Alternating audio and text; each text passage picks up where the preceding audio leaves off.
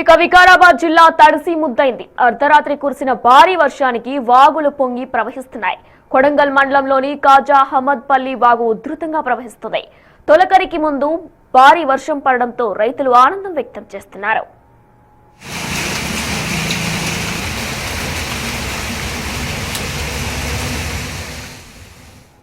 ఇక దీనికి సంబంధించిన పూర్తి అప్డేట్స్ మా ప్రతినిధి శంకర్ అందిస్తారు. శంకర్, ప్రస్తుతం మీ దగ్గర ఉన్న ఇన్ఫర్మేషన్ ఏంటి? వికారాబాద్ జిల్లాకి సంబంధించి రెయిన్ అప్డేట్స్. ఇప్పటికే వినయన మొత్తంగా ఉమ్మడి పాలమూరు జిల్లా కావచ్చు, అటు వికారాబాద్ జిల్లాకు సంబంధించి అన్ని చోట్ల కూడా తెల్లవారుజాము నుండి పెద్ద ఎత్తున వర్షం పడడంతో ఒక్కసారిగా వాతావరణం అంతా కూడా చల్లబడింది. ఇక ఉమ్మడి పాలమూరు జిల్లాకు సంబంధించి తెల్లవారుజామున 4:30 గంటల నుండి ఉరుములు మెరుపుతో కూడినటువంటి భారీ వర్షం చోటు చేసుకోవడం, దాంతో పాటుగా ఈదురుగాలుల ఎఫెక్ట్ అనేది పెద్ద ఎత్తున కనిపించింది. ఎందుకంటే ఈ సీజన్ కు సంబంధించి ఉమ్మడి జిల్లాలో ఇది 3వ అతిపెద్ద వర్షంగా కూడా చెప్తారు.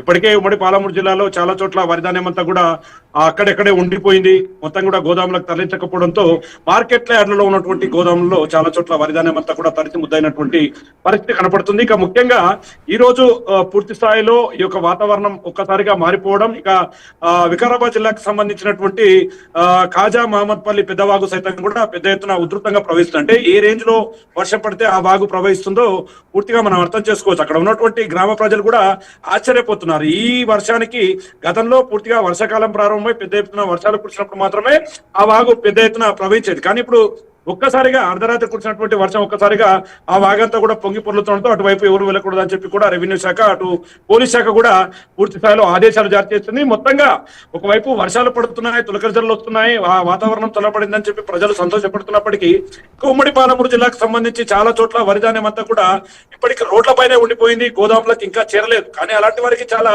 ఇబ్బందికరమైనటువంటి పరిస్థితి ఉంటుంది. ఎందుకంటే రైతులు ఆరుకాలం కష్టపడి పండించినటువంటి పంటను అమ్ముకునే సమయంలో అకాల వర్షం ఈ విధంగా ముంచెత్తడం తమకు పూర్తి స్థాయిలో నష్టం చేకూరుతుందని చెప్పి రైతులు ఆవేదన వ్యక్తం చేస్తున్నారు. ఇక మరోవైపు వనపర్తి జిల్లాకు సంబంధించి ప్రధానంగా వరిధాన్యం ఎక్కువగా రోడ్లపై ఉండిపోయింది కాబట్టి పౌర సరఫరాల అధికారులు మాత్రం తడిసిన ప్రతి ఒక్క గింజను కూడా కొంటామని అధికారులకు ఒకవైపు రైతులకు చెప్తున్నప్పటికీ పెద్ద ఎత్తున నానడం వల్ల ఈ వరిధాన్యం కావచ్చు, మొక్కజొన్న పంట మొత్తం కూడా ఇదంతా కూడా ఫంగస్ వస్తుంది. ఒకవైపు నూక అవుతుంది, ఆ వరిధాన్యం అంతా నూక అవుతుంది, ఈ మొక్కజొన్న కూడా ఫంగస్ వస్తుంది. కాబట్టి త్వరతగతిన వీటిని కొనుగోలు చేయాలని చెప్పి కూడా రైతులు డిమాండ్ చేస్తున్నటువంటి పరిస్థితుల్లో కొనుగోలు పైన ప్రత్యేక దృష్టి సారించాలి, ఎక్కడ కూడా ఇబ్బందులు తలెత్తకూడదు అంటూ కూడా ముఖ్యమంత్రి రేవంత్ రెడ్డి ఇక్కడ ఉమ్మడి జిల్లాకు సంబంధించినటువంటి కలెక్టర్లతో కూడా కాన్ఫరెన్స్ కాల్లో కూడా మాట్లాడాడు. ఆ కలెక్టర్లతో ప్రత్యేకంగా దీని మీదే దృష్టి సారించాలని చెప్పి చెప్తున్నటువంటి పరిస్థితిలో మొత్తంగా అయితే అకాల వర్షం అనేది రైతులు నట్టేట ముంచిందనే చెప్పవచ్చు. వినయన.